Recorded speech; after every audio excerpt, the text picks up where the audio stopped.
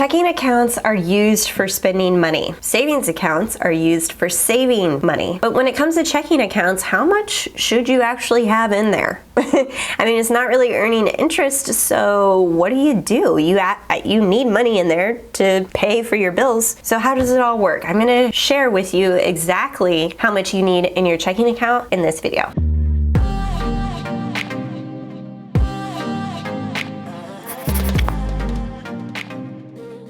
Hey, what's up guys? It's Justine with Debt Free Millennials, the channel to help you crush your debt and live payment free. If you are new here, we talk about all things money, so be sure to hit that subscribe button. So checking accounts are kind of this weird adult thing, right? Like, I feel like when we were kids, we started with the savings account and we were told to put money in it and then we could take money out to spend from it. But it wasn't until we actually got our own bills under our name and started paying those monthly bills that we realized, okay, checking account is probably something that I need to have. Now, the reason why we use checking accounts for everyday expenses versus savings accounts is because there are no transaction limits like there are with savings accounts. With savings accounts, you can only withdraw up to 6 times in 1 month without paying any type of fee. With checking accounts, you can spend and put money into that account as many times as you want without paying a fee. And more often than not, most check accounts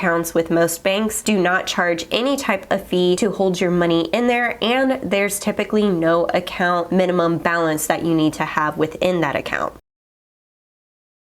Let's talk about big balance checking accounts. I'm talking more than $5,000 inside of your checking account. If you have a big balance inside of your checking account, that actually can work as a disadvantage to you because that money is not earning any interest. You pretty much are parking it under the digital mattress by putting it into a checking account because it just doesn't do anything for you. It would be better served in, at the very least, a savings account or a high yield savings account that earns interest, or investing part of that money.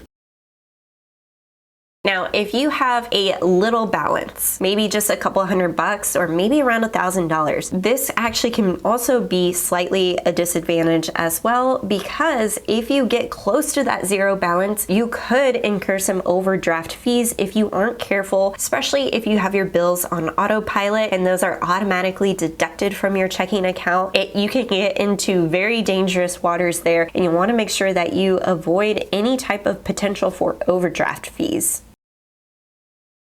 Now, according to a recent survey conducted by the Federal Reserve, the median account balance for a checking account is $5,300. Now, obviously, this amount is really going to reflect upon what your monthly expenses are. Somebody who is low income may think that $5,300 is a lot of money versus somebody who is a high income earner who has a bigger monthly payment for their mortgage or rent and bigger monthly bills. They're probably going to think that $5,300 is on the low side. Okay, so we know the disadvantages of having too much or too little in your checking account and what people are actually holding in their checking account. So what does that mean for you?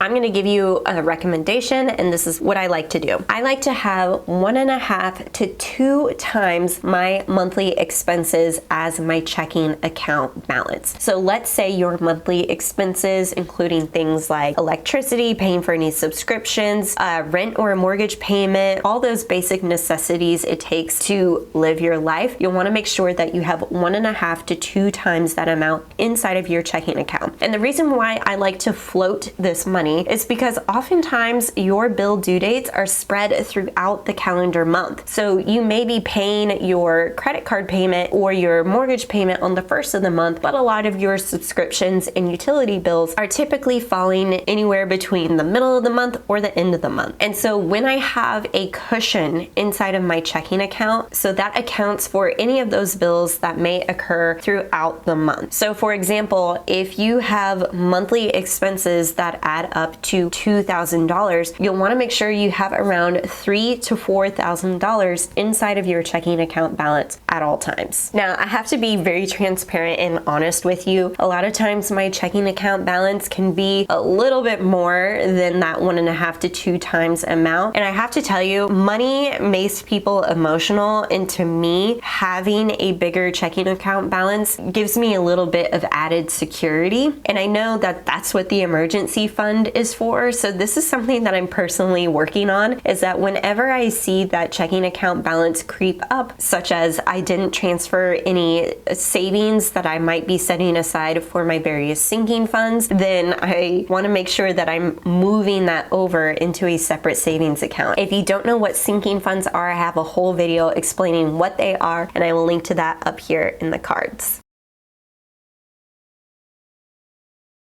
So the next question you might be asking is, should I have more than one checking account? Is this a thing? Do I need more? And the short answer is no. You'll want to simplify your checking accounts, if you have multiple, into one. And that's because you don't want to have various bills coming out of various accounts. Having more than one checking account really has no advantages for you. If you have a partner or if you are recently married, you'll want to combine your checking accounts into one. That transparency is going to help you guys get on the same page financially, and it's also going to simplify your financial life as a couple so that you can work towards common financial goals together. I'd like to know in the comments below what amount is comfortable for you to have inside of your checking account balance. Is this something that you've thought of in the past?